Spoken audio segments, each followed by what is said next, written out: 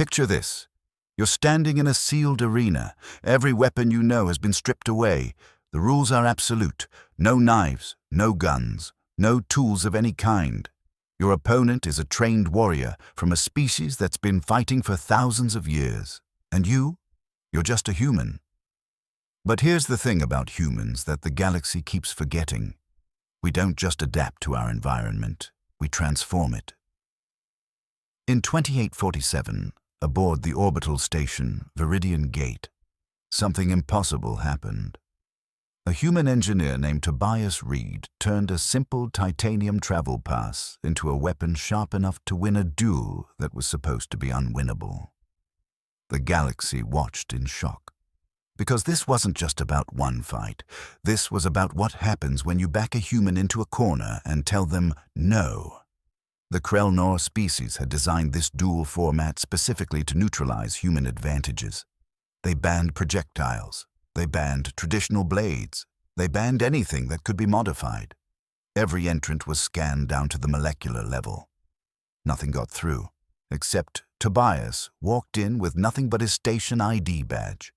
A flat piece of titanium alloy, 3 inches long, rounded edges, no sharp points. Standard issue, completely legal. 47 minutes later, he walked out victorious.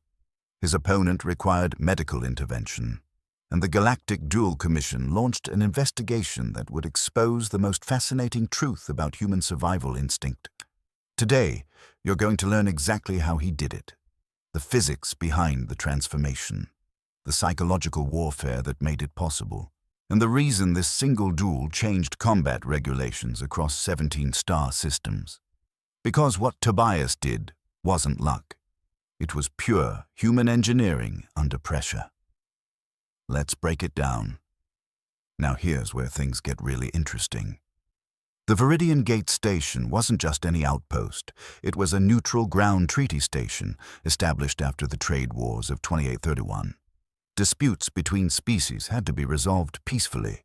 But peacefully is a relative term when you're dealing with warrior cultures. The Krelnor had proposed the regulated duel system. 2 representatives, 1 arena, strict rules. Winner takes the claim. For years, it worked. Different species sent their champions. The Krelnor won about 70% of these duels, not because they cheated, but because they were good. Really good. They had 4 arms, each capable of independent complex movement. Their reaction time was 38% faster than human average, and they'd been training in hand-to-hand combat since childhood. Humans had won before, but rarely. Usually through brute strength or lucky timing. Then came the titanium pass incident. Tobias Reed wasn't a fighter. He was a structural engineer from the Martian colonies. He'd been stationed on Veridian Gate for 14 months, working on expansion projects. His company, Helios Construction Dynamics, got into a contract dispute with a Krelnor mining consortium. The claim was worth 47 million credits. His bosses expected him to negotiate. Instead, the Krelnor representative invoked the right to duel. According to sources familiar with the situation, Tobias had 72 hours to prepare. He'd never been in a real fight in his life. His personnel file showed basic self-defense training from academy years ago. Nothing combat level. His friends reportedly tried to convince him to forfeit. Take the financial loss. Walk away. But Tobias studied the regulations instead, all 216 pages. He found something interesting in Section 14, subsection C. The weapons ban was comprehensive, but it defined weapon very specifically. Any object designed, manufactured, or modified for the purpose of causing harm. That last word mattered. Modified. His travel pass wasn't modified. It was standard issue, given to every station resident, made from grade 5 titanium alloy, typically used in aerospace applications, the same material used in jet engine components and surgical implants. Tensile strength of about 130,000 pounds per square inch. Lightweight, but incredibly durable. The pass itself was designed for one purpose: identification and access control. It had a magnetic strip, an embedded chip, and rounded corners for safety. Nothing about it screamed weapon. But Tobias saw something nobody else did. He saw potential energy, raw material properties waiting to be expressed. The Duel regulations allowed each fighter to bring one personal item for cultural or psychological comfort: a prayer token, a family photo, a lucky charm. The Krelnor champion, Vrekesh, brought a meditation stone from his home world. Tobias brought his station ID. The officials scanned it, verified it was unmodified, cleared him for entry. According to witnesses present in the prep area, Tobias seemed calm, almost distracted. He kept rubbing his thumb across the edge of the pass, back and forth. The texture of the arena floor was listed in the public specifications. Reinforced concrete composite, embedded with silicon carbide for durability. Hardness rating of 9 on the Mohs scale, second only to diamond. The kind of surface that could withstand impact weapons and heavy combat, but also the kind of surface that could act as an abrasive, the kind that could reshape metal if you knew what you were doing. When the duel began, Vrekesh expected a quick victory, maybe 2 minutes. Instead, Tobias did something that confused everyone watching. He dropped to the ground and started scraping his ID badge against the floor. But if you think that's crazy, wait until you hear this. What Tobias was doing wasn't random desperation. It was precision materials, engineering under combat conditions. The arena had cameras from 16 angles. Later analysis showed exactly what happened, frame by frame. Titanium is tough, but it's also workable. With enough friction and the right angle, you can reshape it. The silicon carbide floor was the perfect grinding surface. Imagine using the world's finest sharpening stone. That's essentially what Tobias had. He positioned the pass at a 15-degree angle, long, controlled strokes. The rounded edge began to flatten, then sharpen. Vrekesh watched this for about 8 seconds before he understood. The human was making a blade, right there in the arena, during the duel. According to the official match recording, Vrekesh charged. His warrior training said to interrupt the process. Don't let your opponent prepare. But Tobias had anticipated this. He rolled away, keeping the pass against the floor as he moved. The motion created a continuous grinding action, more efficient than staying still. Vrekesh's second rush came faster. Tobias evaded again, this time scraping the other edge of the pass. The crowd started to understand what they were seeing. This wasn't a fight yet. This was a human buying time to create his weapon. The regulations said nothing about this, because nobody had ever thought of it. Weapons had to be brought in or be pre-existing. But creating one during the match, from an approved personal item? The rulebook had no clause. By the 40-second mark, Tobias had a workable edge. Not knife-sharp, but sharp enough. The titanium pass now had 2 beveled edges, each about 30 degrees. In metallurgy terms, that's actually sharper than many commercial knives. Kitchen knives typically have a 20 to 25-degree edge angle. Survival knives go wider, around 30 to 35 degrees, for durability. Tobias had accidentally created the perfect compromise. Vrekesh's confidence started to crack. The reports from the medical team later noted elevated stress hormones in the Krelnor system. He'd gone from expecting an easy win to facing an armed opponent, an opponent who'd weaponized the arena itself. The psychology shifted completely. Now Tobias stood up, the pass gripped between his thumb and fingers like a push knife, blade pointing forward. His stance wasn't trained fighter, it was engineer solving a mechanical problem. How do you maximize force delivery with minimal tool length? Answer: short, controlled thrusts targeting soft tissue. Vrekesh had 4 arms and superior speed, but he'd never trained against an improvised titanium blade. His combat doctrine assumed either weaponless fighting or regulated traditional weapons. This was neither. When they finally engaged, Tobias used distance and timing. He didn't try to match Vrekesh's speed. Instead, he made the Krelnor come to him. Each rush, Tobias would sidestep and make a single, precise cut. Not deep, not lethal, but cumulative. 7 cuts in 3 minutes, each one on Vrekesh's leading arms, the ones he used to grab and strike. Pain compliance through persistent injury. The titanium edge didn't dull. That's the advantage of the alloy. It holds sharpness under stress. By minute 6, Vrekesh's movement had slowed. His arms were bleeding from multiple shallow lacerations. Not life-threatening, but debilitating. The medical override was triggered at minute 9. Match called for fighter safety. Tobias hadn't won through superior combat skill. He'd won through superior problem-solving. He'd turned the rule-book against itself, and the galaxy had just learned a terrifying lesson. Humans don't need weapons. They need materials and motivation. This brings us to the most shocking discovery of all. The investigation that followed wasn't about whether Tobias cheated. It was about whether his victory revealed a fundamental flaw in cross-species competition. The Galactic Duel Commission assembled a panel of experts, metallurgists, combat specialists, legal scholars. They spent 6 weeks analyzing every second of the match. Their report, released to member species, was 347 pages. But the core finding fit in one sentence. Humans possess an instinctive material manipulation capability that other species lack. Here's what they meant. Most intelligent species develop tool use.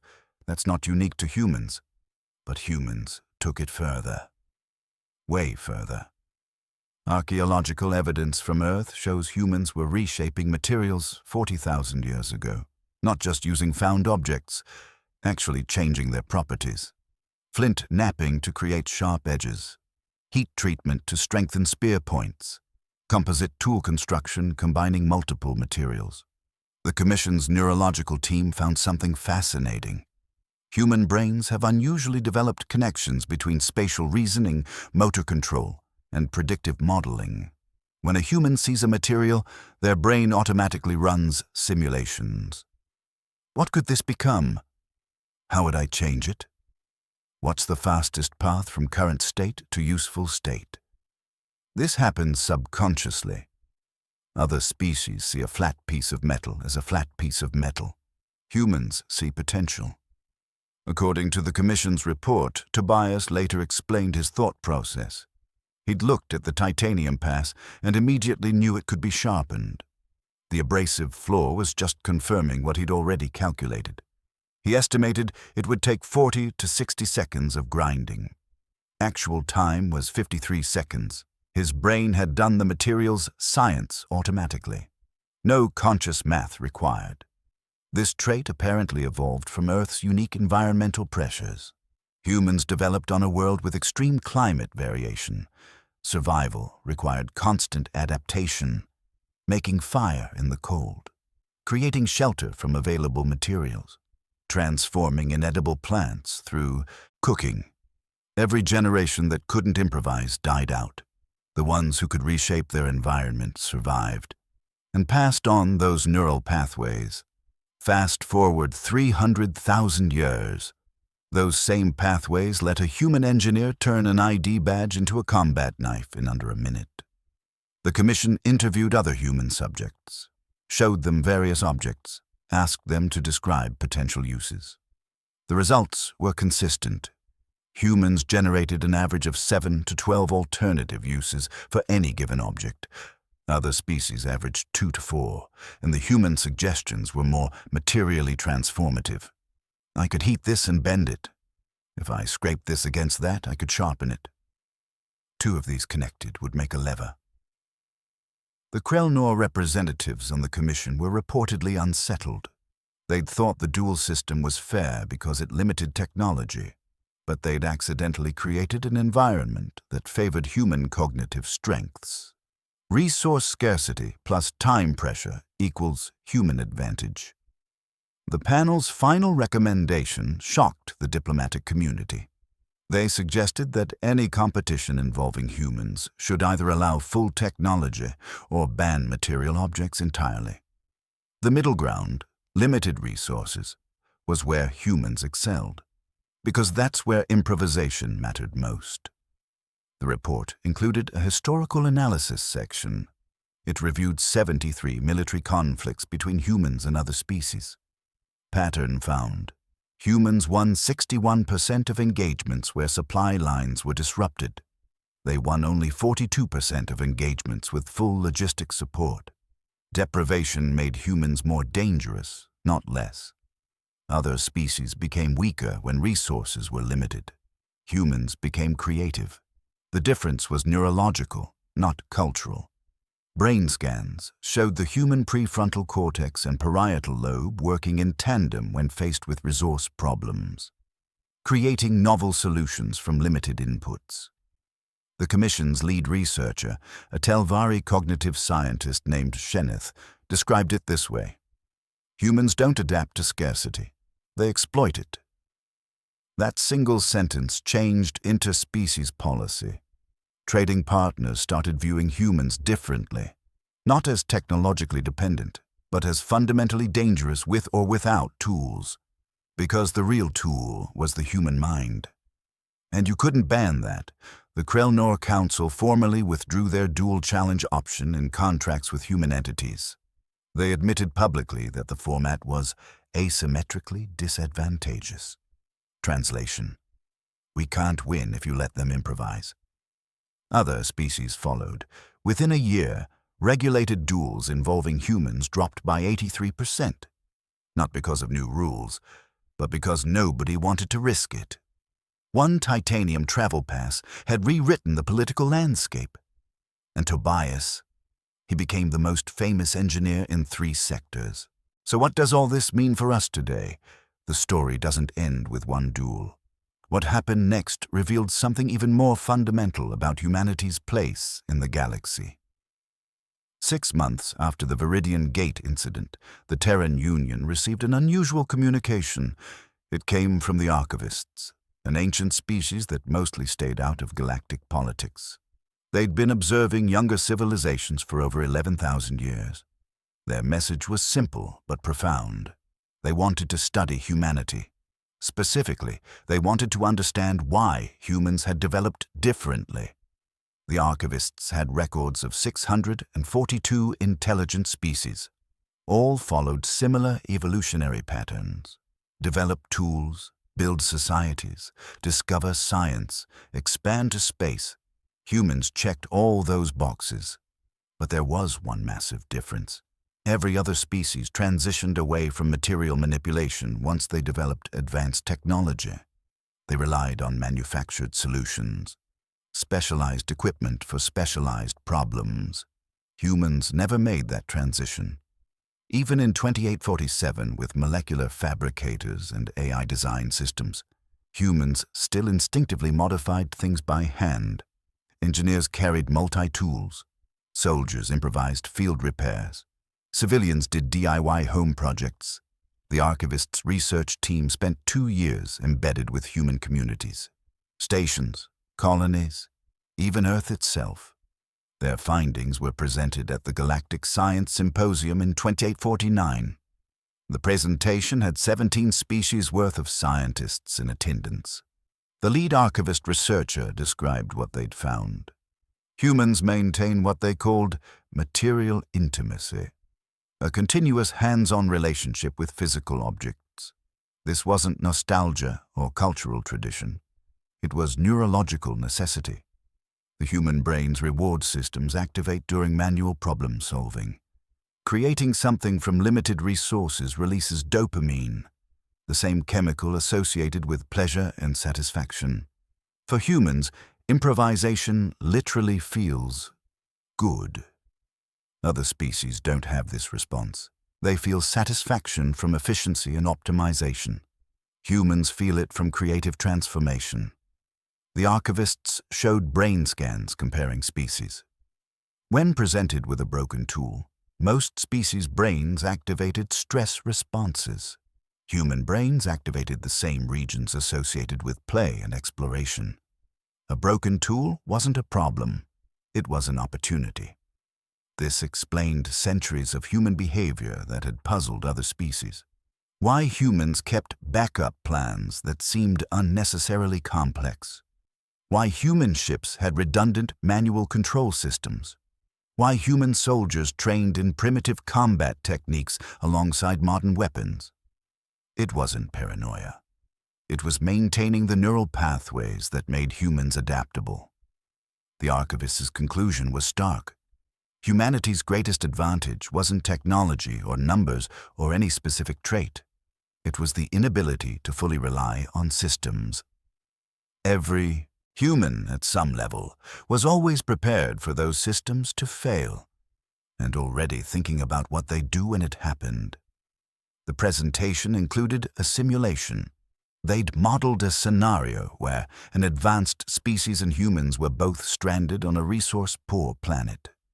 No technology, primitive conditions, the other species' survival rate, 12% at 1 year. Humans, 78%. Because humans would immediately start making things. Shelters from debris, tools from stones, weapons from branches. Not because they remembered how, because their brains couldn't stop generating solutions. The simulation ran for 10 years. By year 5, the human population had started basic metallurgy. The other species had formed stable survival groups but hadn't advanced. By year 10, humans had primitive but functional infrastructure.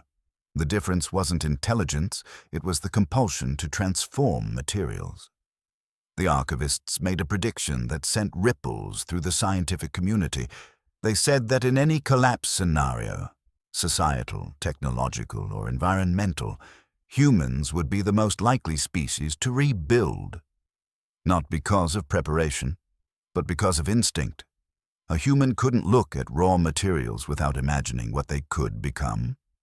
This trait, they argued, was humanity's true universal advantage. It didn't matter what era or tech level. Humans would always find a way to reshape their environment. The Tobias Reed incident was just a small example. One man with one piece of metal and one abrasive surface. But multiply that by billions of humans across dozens of worlds, each one carrying that same neural architecture, each one capable of turning the ordinary into the extraordinary under pressure. The galaxy had always seen humans as clever, tool users, problem solvers. But the archivists revealed the deeper truth. Humans weren't just using the environment. They were compulsively, instinctively, neurologically driven to remake it. And you couldn't negotiate with instinct. You couldn't regulate it away. The titanium pass was just the beginning. Before we wrap up, there's one final thing you need to know. The Veridian Gate incident didn't just change regulations. It fundamentally altered how humans were perceived across the galactic community. And that shift had real-world consequences. In the 3 years following the duel, something interesting happened in human employment patterns. Demand for human engineers increased by 41% across non-human corporations. Not because humans were better educated, but because companies realized humans could solve problems that shouldn't have solutions. When your manufacturing facility breaks down on a colony world, 3 jumps from the nearest supply station, you want the species that can fix it with spare parts and creativity. That's humans. A Zenthari industrial firm released a case study that went viral. They'd hired a human maintenance supervisor named Colette Vargas for their mining operation on Kepler 440b. 3 months in, a critical coolant pump failed. Replacement parts were 6 weeks away. The operation should have shut down. Colette took apart a defunct atmospheric processor, a kitchen unit, and structural support beams. She built a functional coolant system in 47 hours. It wasn't pretty. It violated about 15 safety protocols. But it worked until the real parts arrived. The company calculated she saved them 8 million credits in lost production. Her bonus that quarter was substantial. Stories like this multiplied across hundreds of systems. Humans became the go-to species for impossible problems, the ones where the manual said it couldn't be done. Insurance companies started offering lower rates for facilities with human technical staff. The data showed human-managed operations had 32% fewer catastrophic failures, not because humans prevented problems, but because they fixed them before they became catastrophic. The military implications were even more significant. The Terran Defense Forces changed their entire training philosophy. They'd always focused on weapons proficiency and tactical doctrine. Post-Veridian Gate, they added environmental exploitation as a core skill.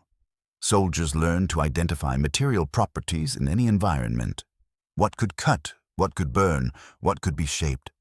The training scenarios got creative. Trainees were dropped in various environments with zero equipment. Arctic stations, desert colonies, asteroid mining facilities. Mission: survive and complete objectives using only found materials. Pass rate was initially low, but the ones who passed became incredibly effective. Field reports from the border conflicts of 2851 showed something remarkable. Human units operating behind enemy lines maintained effectiveness even after losing their equipment. They'd create weapons from debris, communication devices from salvaged electronics, shelters from environmental materials. Enemy forces found human soldiers nearly impossible to truly disarm, because unarmed humans were still dangerous. One intelligence report, later declassified, described it like this: attempting to deny humans access to weapons is futile. They will create weapons from the denial itself. That sentence became a dark joke among non-human military planners, but it was accurate. Civilian applications expanded too. Human survival experts became highly sought after, not just for emergencies, but for colony planning. When establishing a new settlement, having humans in the initial team dramatically improved success rates. They'd find uses for local materials that surveys missed, create tools from native resources, develop solutions that didn't require shipping everything from established worlds. A Martian colonial advisory firm published research showing human-involved colonies reached self-sufficiency 18 months faster on average. The economic impact was enormous. Education systems adapted. Human schools started emphasizing hands-on material science earlier, not just theory, actual manipulation of substances. By age 12, most human children could identify basic material properties and describe potential transformations. It became part of core curriculum across Terran worlds. The cultural shift was interesting too. Improvisation went from being seen as making do to being viewed as a fundamental human strength. Media celebrated it. Entertainment featured characters who succeeded through creative material use. The phrase, pulling a Tobias, entered common language. It meant solving an impossible problem through unexpected use of available resources. Some species found this uncomfortable, the idea that humans were always mentally dissecting their environment, always planning what they'd do if systems failed. It made humans seem paranoid, or potentially threatening.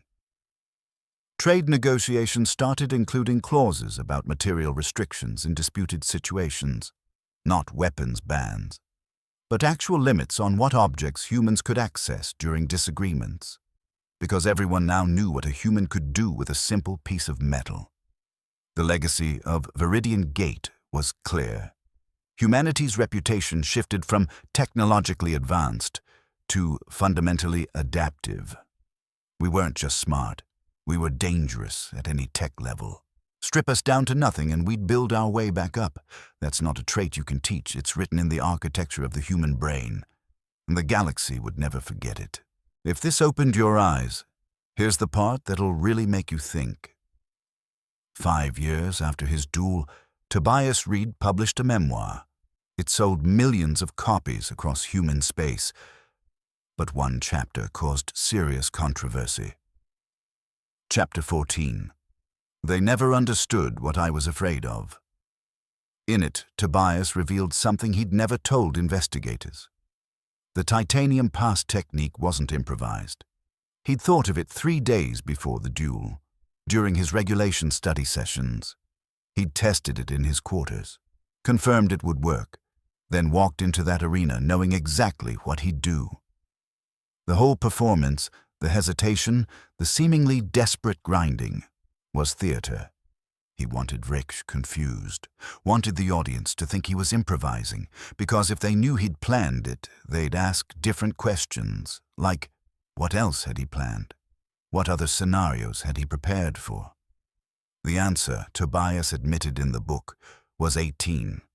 He'd gamed out 18 different approaches using objects he could legally bring into the arena. The titanium pass was just option 3. Option 1 involved using his own sweat and the floor friction to create a slippery patch. Option 7 involved a technique with his bootlaces that he described as probably illegal, but hard to prove. He'd spent 72 hours thinking like a human does best. Not, how do I win this fight? But how do I transform this environment into my advantage? The revelation stunned readers. Because it meant Tobias hadn't just gotten lucky. He'd outthought everyone. The officials who cleared his travel pass. The audience who saw desperate improvisation. Even Vrekesh, who'd thought he was facing an unarmed amateur. Tobias had weaponized their assumptions about what humans could do with limited resources. The chapter explained his real fear. It wasn't losing the duel. It was winning too obviously. If he'd walked in with a clear plan and executed it flawlessly, the authorities would investigate. They'd find the testing in his quarters. They'd rule it premeditated weapon creation, disqualify him, maybe charge him with regulation violation. So he played it as accidental genius, the lucky engineer who figured it out in real time. And everyone believed it, because that's what they expected from humans. Clever improvisation under pressure. The truth was more calculated. Tobias had done what humans have done for millennia. He'd planned for the moment when plans wouldn't be enough, then made it look spontaneous. The memoir's final line in that chapter became famous. The scariest thing about humans isn't what we do when we have no options. It's that we've already thought through what we'll do before we run out. That sentence reframed everything. The archivist's research, the employment boom, the military training changes. It wasn't just about human adaptability. It was about human anticipation. We don't just solve problems when they appear. We've already mentally solved them before they happen. We're running constant background simulations. What if this breaks? What if I lose that? What if the system fails? Other species see that as anxiety. We see it as preparation. Tobias Reed's Duel wasn't about one engineer getting creative. It was about an entire species' cognitive approach to uncertainty. We don't trust stability. Because Earth taught us stability is temporary. So we stay ready, always aware of what's around us, always calculating its potential. The titanium travel pass was never just an ID badge. To Tobias, from the moment he received it, it was a potential blade, just waiting for the right circumstance. That's the real revelation. Humans walk through the galaxy surrounded by weapons. We just haven't needed them yet. Every object is a solution waiting for a problem. Every material is a tool in storage. And every human carries the mental blueprint to activate them. That's what the galaxy learned from Veridian Gate. You can ban our weapons, but you can't ban our thinking, and our thinking is the most dangerous weapon we have. Let's recap what we've uncovered. One human engineer transformed a simple ID badge into a combat weapon using nothing but friction and an abrasive floor, winning a duel he was supposed to lose. His victory triggered a galaxy-wide investigation that revealed humans have unique neural pathways for material manipulation, making us instinctively creative under resource scarcity. That cognitive advantage isn't cultural or learned. It's evolutionary, written into the structure of our brains, and it makes humans uniquely dangerous at any technology level. And the final twist. Tobias had planned it all 3 days in advance, letting everyone believe it was improvised to avoid closer scrutiny. These aren't just interesting facts about a fictional future. This is about understanding what makes human thinking different. We live in a world where most people rely completely on systems. GPS tells us where to go. Phones connect us to information. Stores provide everything we need. But what happens when those systems fail? Most people panic, but some people, the ones who've kept that material intimacy alive, they start solving problems. They look around and ask, what can I use? What can I make? How do I adapt? That's the legacy of millions of years of human evolution, and it's still in you, whether you realize it or not. The next time something breaks, before you order a replacement, ask yourself, could I fix this with what I have? The next time you face a problem, before you look for the specialized solution, ask, what's already around me that could work? You might surprise yourself. Because that Tobias Reed instinct isn't special. It's human. And it's waiting in your brain right now. If this story changed how you see everyday objects, hit that subscribe button. We're diving deep into more stories about human advantages that the galaxy keeps underestimating. Next video, we're covering the incident where a human doctor saved an alien species using nothing but basic chemistry and a kitchen. No advanced medical tech. No hospital, just knowledge and materials. It's the story that made human physicians the most requested medical professionals in 4 sectors. And the science behind why human medicine developed so differently from everyone else's. You won't want to miss it. Drop a like if this made you look at your own wallet or ID card differently. Because honestly, after researching this, I can't stop thinking about the material properties of everyday objects. My keys, my watch, the pen on my desk. Everything's a potential tool now. And that's kind of the point. Humans have never stopped being survivors. We just got really comfortable. But the instinct is still there, ready to activate the moment we need it. Here's my question for you in the comments. If you were in Tobias's situation, what everyday object would you choose to bring into the arena? Think about what's in your pocket right now, your bag, your desk. What could you transform with the right application of physics and pressure? Share your answer below. Let's see how creative this community can get, because that's what we do as humans. We see potential where others see limitations. We find solutions where others see problems. And we turn the ordinary into the extraordinary. One piece of titanium at a time. That's the human advantage. And it's not going anywhere. Thanks for watching. Stay curious, stay creative. And remember, you're never truly unarmed. Your brain is the weapon. Everything else is just material.